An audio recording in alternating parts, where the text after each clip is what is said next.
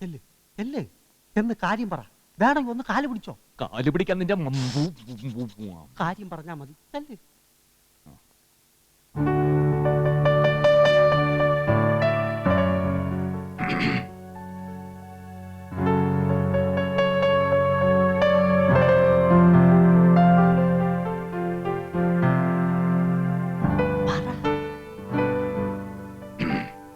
കൊച്ചുതമ്പുരാട്ടി ക്ഷമിക്കണം.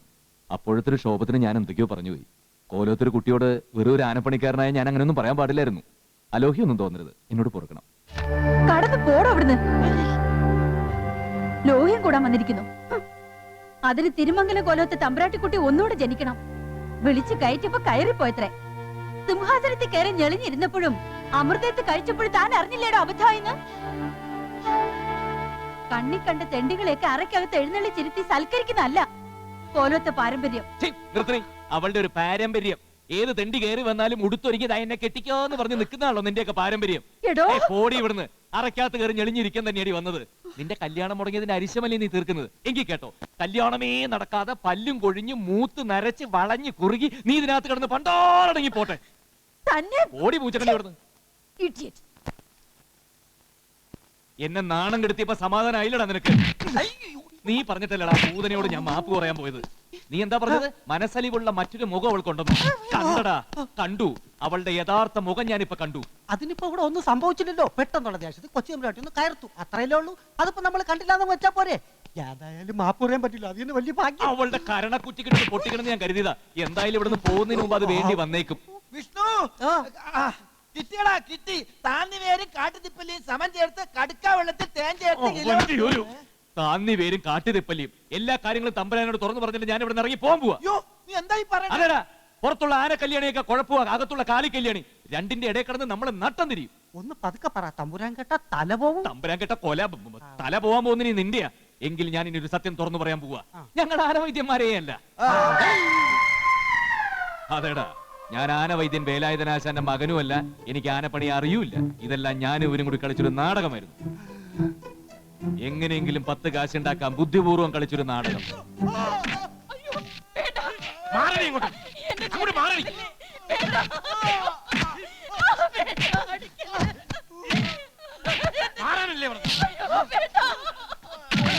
കോലോത്ത തമ്പുരാക്കന്മാരെ കൊരങ്ങ് കളിപ്പിച്ചിട്ട് രക്ഷപ്പെടാമെന്ന് കരുതിയോടാ.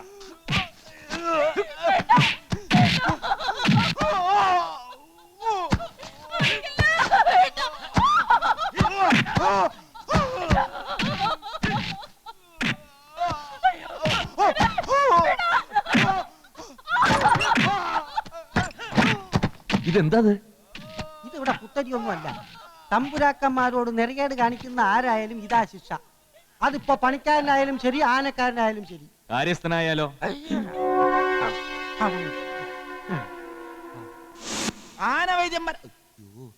ആനവൈദ്യന്മാരല്ലാത്ത ഞങ്ങളെ ആനക്കാരുടെ വേഷം കെട്ടിച്ച് ഇവിടെ കൊണ്ടുവന്ന കാര്യസ്ഥന്റെ കള്ളത്തരം അറിയുമ്പോ അതുപോലെ ഒരു കാഴ്ച കാണാം. ഇല്ല കുട്ടിശങ്കര?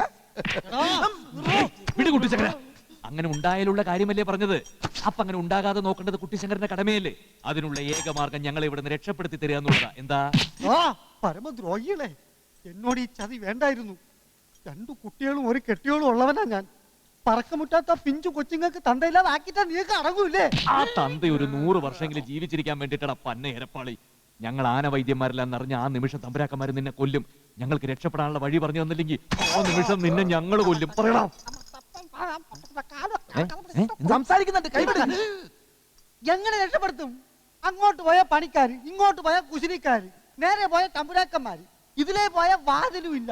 പിന്നെ എങ്ങനെ? കിട്ടിപ്പോയി. ഒരു വഴിയുണ്ട്. പക്ഷെ ജീവൻ പണയം വെച്ച് വേണം മുമ്പോട്ട് നീങ്ങാൻ. കോവിലകത്തിന് പുറത്തുകൂടെ രക്ഷപ്പെടുന്ന കാര്യം ചിന്തിക്കേ വേണ്ട. അപ്പൊ പിന്നെ ഏകമാർഗം കോവിലകത്തിന്റെ അകത്തുകൂടെയാണ്. അതായത് പിറകുവശത്തെ പത്തായപ്പുര കടന്ന് അടുക്കള വഴി ബാല്യക്കാരുടെ കണ്ണു വെട്ടിച്ചകത്ത് കിടന്നാൽ അങ്കണത്തിനടുത്തുള്ള കൊച്ചിയമ്പുരാട്ടിയുടെ മുറിയാണ്. അതിനടുത്തുള്ള ഇടനാഴിയിലൂടെ നടന്നാൽ കുളപ്പുരയിൽ തമ്പുരാട്ടിമാർ മാത്രം കുളിക്കുന്ന കുളം. പുരുഷന്മാരങ്ങോട്ട് പോവാറേ ഇല്ല. പോയാൽ അവന്റെ തലയും കാണും. ഇരുട്ട് വീണാൽ പിന്നെ കുളവും കുളപ്പുരയും ശാന്തമാണ്. അവിടം വരെ എത്താൻ കഴിഞ്ഞാൽ രക്ഷപ്പെടും. കുളപ്പുരയുടെ കൽപ്പടവിനോട് ചേർന്നുള്ള മതിൽക്കെട്ട് ചാടിക്കടന്നാൽ പിന്നെ പുറം ലോകത്തായി. കുളിച്ചിട്ട് പോവാല്ലേ? പിന്നെന്താ? കുളിയും കഴിഞ്ഞ് വേണമെങ്കിൽ അതിലോടിക്കാം.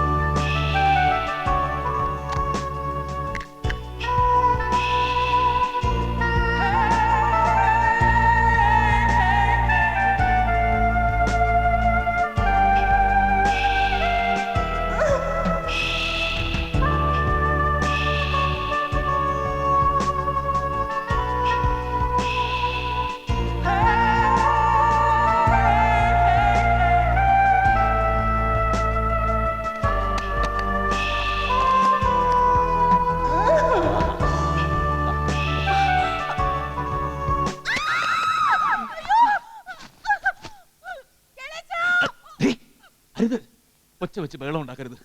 അറിഞ്ഞുകൊണ്ട് കയറിയതല്ല, അറിയാതെ ഇതിനകത്ത് പെട്ടുപോയതാ. വേണ്ടെന്നല്ലേ പറഞ്ഞത്? വെറുതെ കുഴപ്പമുണ്ടാക്കണ്ട. ഞാൻ പറയുന്നത് കേട്ടില്ലെങ്കിൽ നഷ്ടപ്പെടുന്നത് നിനക്കായിരിക്കും. നീ എന്ത് പറഞ്ഞാലും ഇവിടുത്തെ തമ്പുരാക്കന്മാരത് വിശ്വസിക്കും. അവരെന്റെ കയ്യും കാലും തല്ലി ഒടിക്കായിരിക്കും. പക്ഷെ രക്ഷപ്പെട്ട് ഞാൻ പുറത്തു പോയാ പിന്നെ നിനക്ക് ഈ കോവിലകം വിട്ട് പുറത്തിറങ്ങാൻ കഴിയാത്ത വിധം നാറ്റിക്കും തന്നെയാണ്. കോവിലകത്തെ കൊച്ചു തമ്പുരാട്ടിയുടെ കിടക്കമുറിയിലേക്ക് ആനക്കാരനെ കയറ്റി സൽക്കരിച്ച കഥ നാട്ടിൽ മുഴുവൻ പാട്ടാവും. തമ്പുരാട്ടിക്കുട്ടിയുടെ ശരീരശാസ്ത്രം നാട്ടുകാർ മുഴുവൻ പാടി നടക്കും. പിന്നെ ഞാനെന്ന് പറഞ്ഞ പോലെ പള്ളിക്കെട്ട് നടക്കാതെ മൂത്ത് നരച്ചതിനകത്ത് ഇരിക്കേണ്ടി വരും നിനക്ക്. ഇപ്പൊ നിനക്ക് മനസ്സിലായില്ലേ? തമ്പുരാട്ടിയല്ല, ഏത് മഹാറാണിയായാലും അടക്കി നിർത്താൻ ഒരു പുരുഷന് ഇത്രയൊക്കെ മതിയെന്ന്. വേണമെങ്കിൽ ഒന്നുകൂടെ പറയാം, ഞാൻ ആനക്കാരനുമല്ല, ഒരു പുല്ലുമല്ലടി. ആനക്കാരന്റെ വേഷം കെട്ടി വന്നതാ. അതാ കാര്യസ്ഥം കുട്ടിശങ്കരനും അറിയാം. ഇന്ന് രാത്രി ഞങ്ങൾ ഇവിടുന്ന് രക്ഷപ്പെട്ട് പുറത്തു പോവാ. ഞാൻ കോവിലകം വിട്ട് പോകുന്നത് വരെ ഈ വിവരം പുറത്താരെങ്കിലും അറിഞ്ഞ നിന്റെ ശരീരശാസ്ത്രം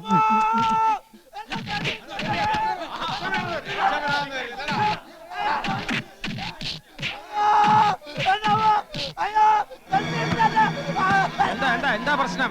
രക്ഷപ്പെടാൻ നോക്കിയതാ തമ്പുരാനെ. തമ്പുരാട്ടിമാരുടെ മുറിക്കകത്ത് കൂടി കുളപ്പുര വഴിയാ ചാടാൻ നോക്കിയത്. തല്ലി കൊല്ലടാ.